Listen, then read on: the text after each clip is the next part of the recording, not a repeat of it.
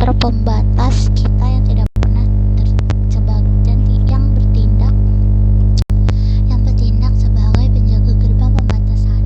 Nah, tugas utama kita dalam demonstrasi ini itu mengajari router gerbang ini agar ia tahu bagaimana cara menerjemahkan paket dari luar internet yang mencari server kita, dan bagaimana cara membungkus paket dari server kita saat ia ingin membalas pesan tersebut ke luar jaringan.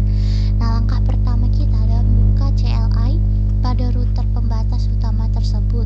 Kita masuk ke mode eksekusi istimewa tertinggi dan mengetikkan perintah enable, lalu configure terminal untuk membuka pintu mode konfigurasi global.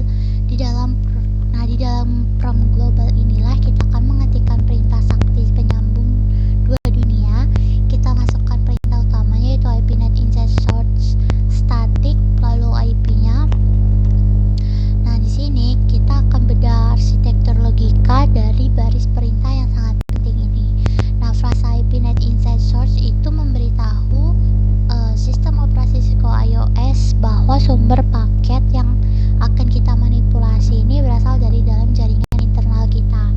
Nah, kata kunci statik ini menegaskan bahwa kita tidak menggunakan kolom IP dinamis, melainkan sebutan ikatan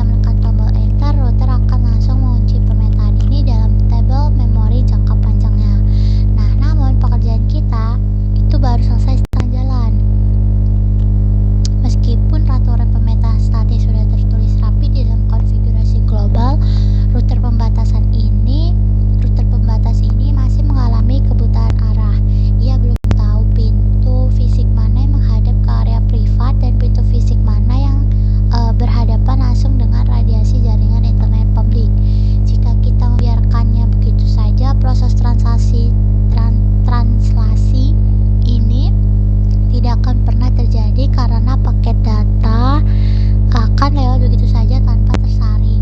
Nah, untuk itu kita harus melakukan orientasi interface secara manual. Pertama, kita masuk ke interface yang terhubung ke switch internal tempat server kita bernaung.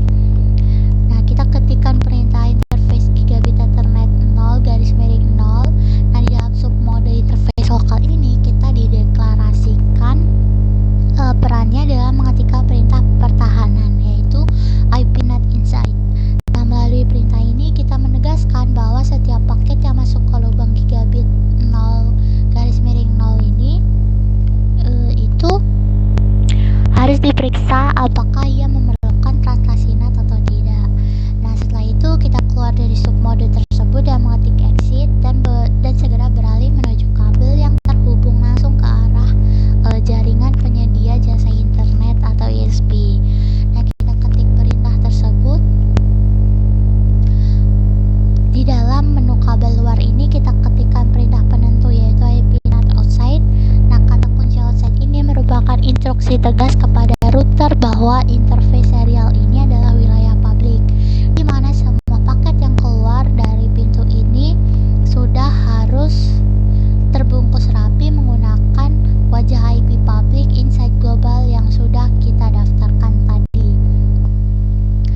Nah, dengan selesainya penentuan sisi inside dan outside tadi, maka mesin penggerak IP statik itu pada router kita telah aktif sepenuhnya. Nah, kita akan memasuki fase krusial, yaitu verifikasi pengujian secara empiris untuk membuktikan bahwa konfigurasi kita berfungsi sempurna tanpa adanya error drop paket. Nah, kita mengecilkan jendela CLI, lalu berpindah menuju komputer klien simulasi yang berada jauh di luar jaringan internet. Lalu kita masuk